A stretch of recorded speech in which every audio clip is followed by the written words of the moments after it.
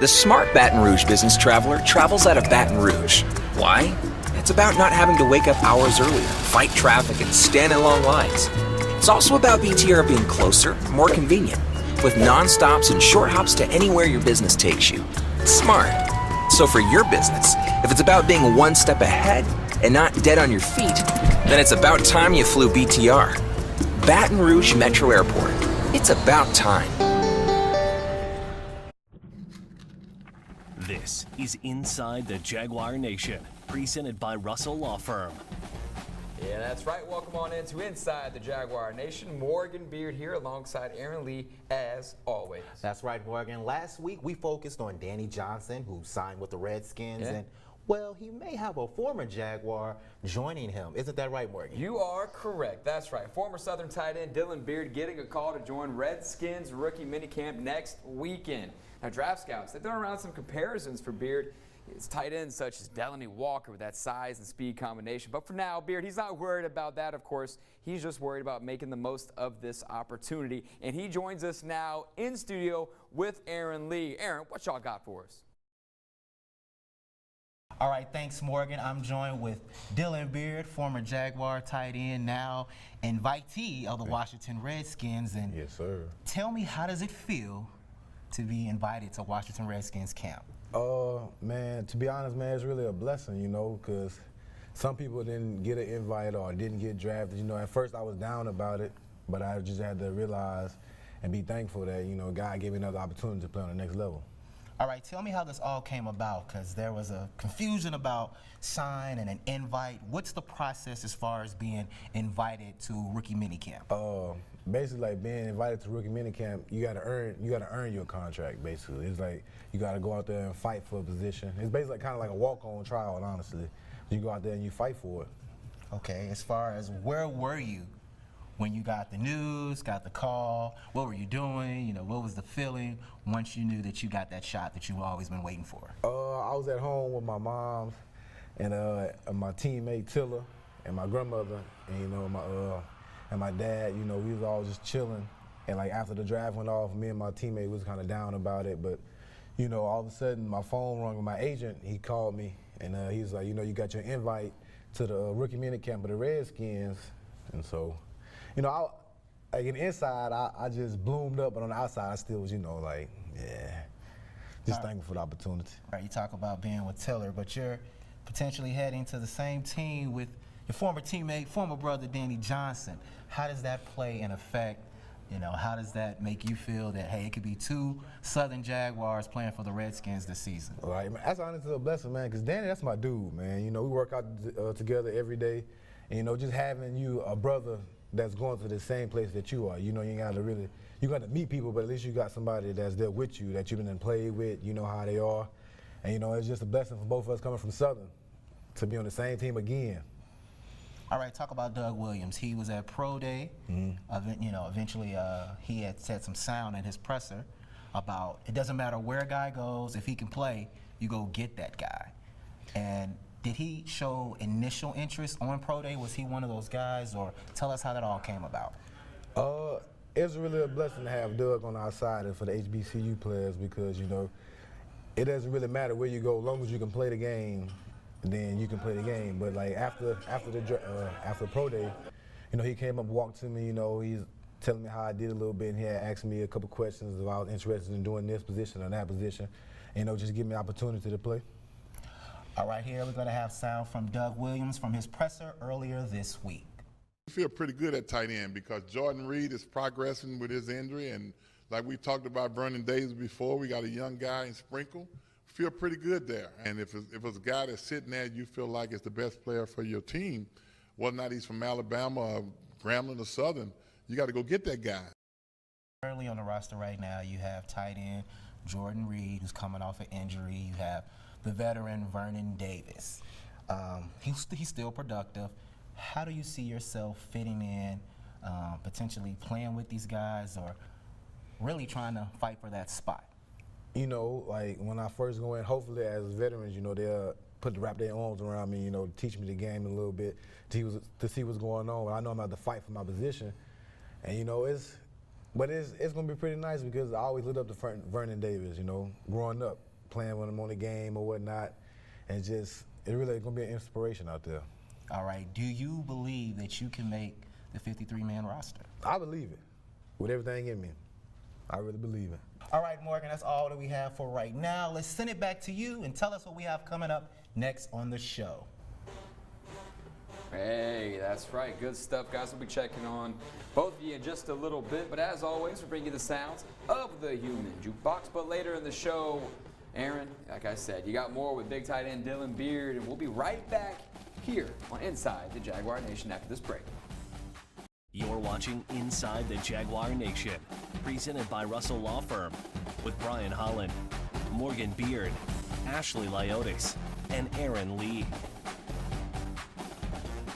That's right. Welcome back to the show Inside the Jaguar Nation. We're focusing on former Southern tight end Dylan Beard, who will attend Washington Redskins rookie minicamp next week.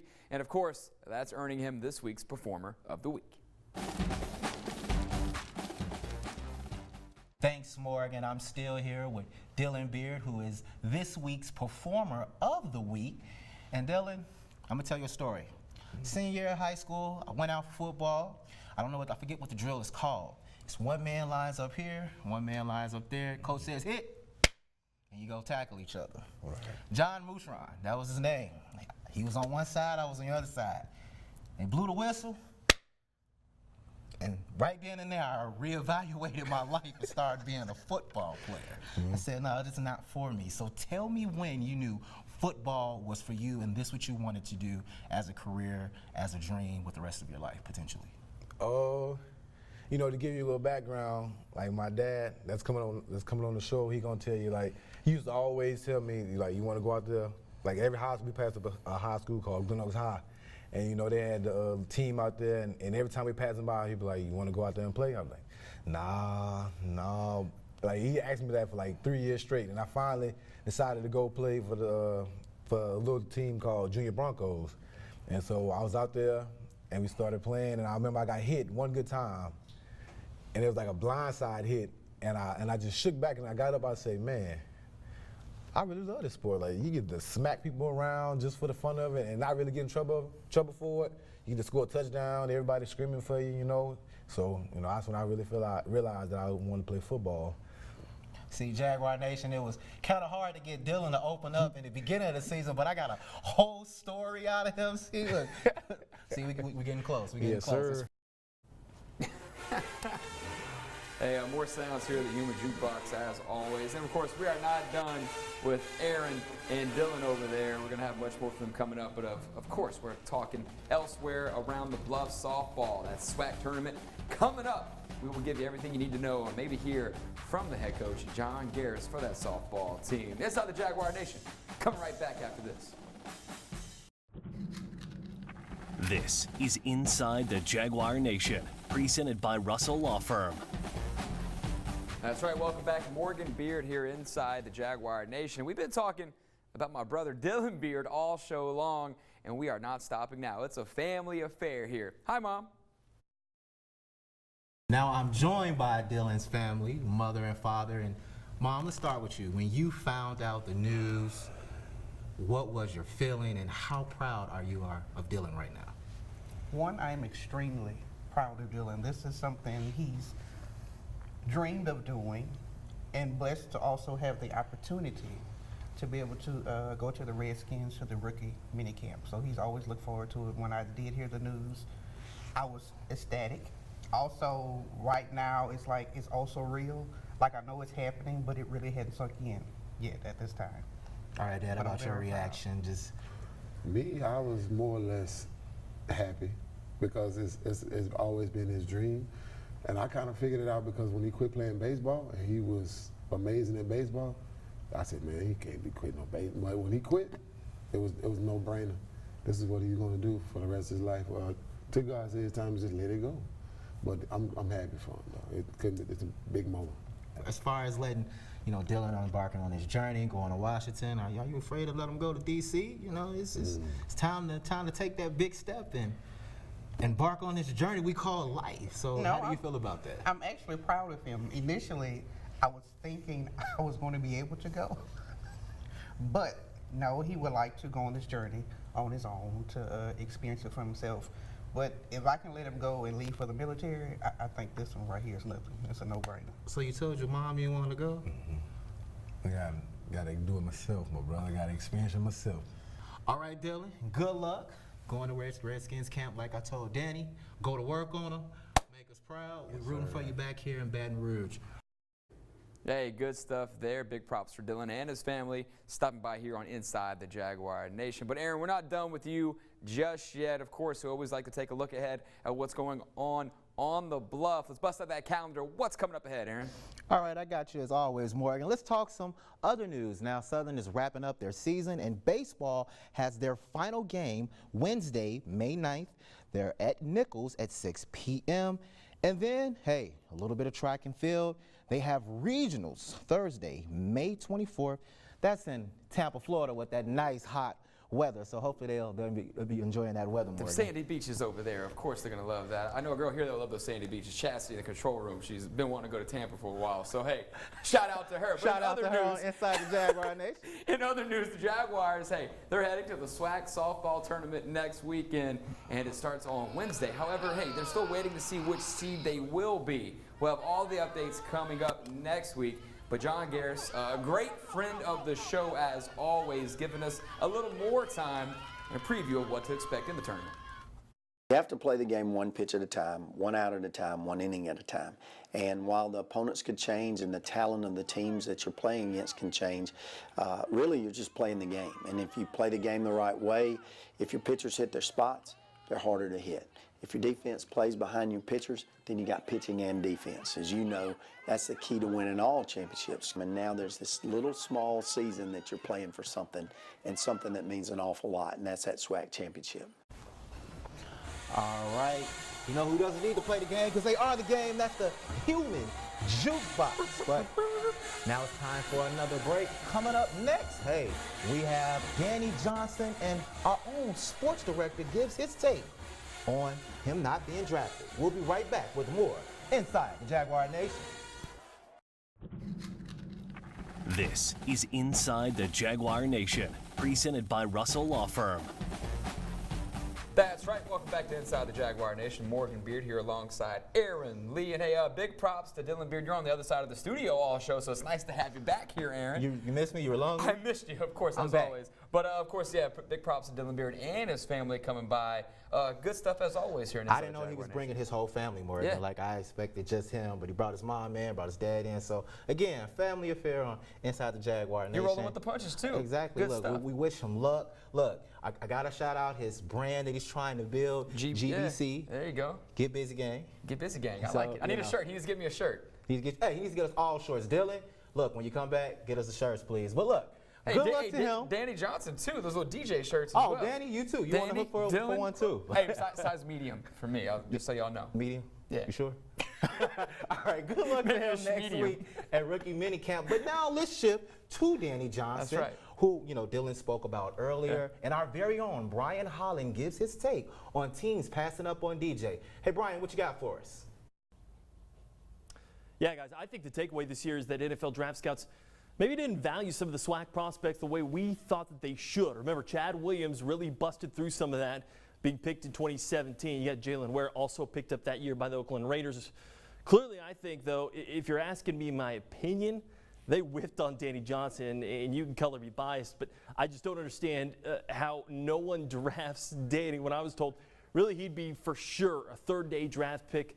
I did see one scouting report there on NFL.com that had him out in the 7th round, so that's really kind of on that line. But clearly, I think several teams maybe soured on Danny late. I think his ball skills alone in the secondary, coupled with he got his character off the field as well, puts him in that draft. I still don't understand it, but as they say, that's why they tee it up. They'll see what he's all about once he steps into a team's camp. And by the way, I thought it was an interesting take from Doug Williams last week. Doug, obviously a Louisiana icon, a guy here from the Baton Rouge area up there in Zachary, went to Grambling State, then went on to the NFL, and as we all know, the first African-American quarterback to win a Super Bowl. And Williams saying he wants these HBCU undrafted free agents on his squad, whether they're practice squad or make it to the big team. And that's an amazing precedent to set. I hope other general managers do the same, because guys like Martez Carter, you got Danny Johnson and Aaron Tiller there at Southern. I think you'll see them stick more times than not, and those teams who don't learn about these gyms here at HBCUs are going to learn the hard way. There are quality football players, they're great athletes, and great young men here at schools like Southern. Guys? All right, great stuff, Brian. And as always, look, we're rooting for you, Danny.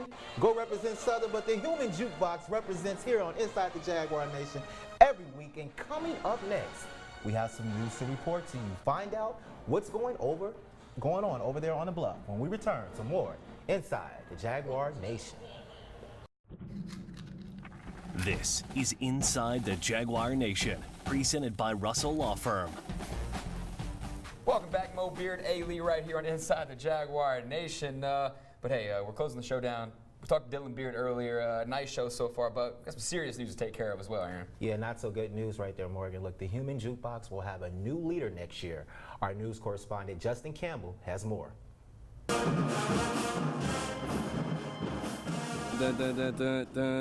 Okay. Yeah. Some students at Southern know the marching band tunes in the back of their head. Boom, boom, boom, boom, boom, boom. Okay. You like it? Yeah, it's one of my favorite songs. Kayon Johnson says the band means a lot to the school. The band is like a big part of the university. I mean, everybody all over the country knows Southern University for their band, from performing with Floyd Mayweather, going to president parades. But after 20 years of working with the Human Jukebox, director of bands Nathan Hamer, this is a full-time job, has been terminated. I was shocked, to be honest. This comes after a Baton Rouge-based company, Octagon Media, filed a lawsuit alleging Hamer reneged on band appearances in 2015 after she refused to fulfill a kickback request. He didn't seem like the person he would do that, but hey. It is what it is. He's a good man, so I'm really not sure how to feel about the situation. The university says Hamer's termination cannot be discussed as it is a personnel issue. It was a good, I guess, business move, but for the students, it was kind of it hurt some of the students here. He was having a good performance because you understand. Although Hamer is gone, students say the Human Jukebox will carry on. When Hamer was around, he helped become more known around the country, but the band will still be in good hands after. Of course. Yeah, that's right. That's the point I was going to basically make right there at the end. Good stuff from Justin, by the way. Hamer, nice guy. Obviously, a lot of people saying a lot of good things about him. Awkward situation, but no matter who's going to lead that Human Jukebox, they'll be in good hands. All right, real quick, Aaron Tiller got an invite to the Titans. Congratulations, man. We're rooting for you, too. Look, join us next week for more Inside the Jaguar Nation. See you next time.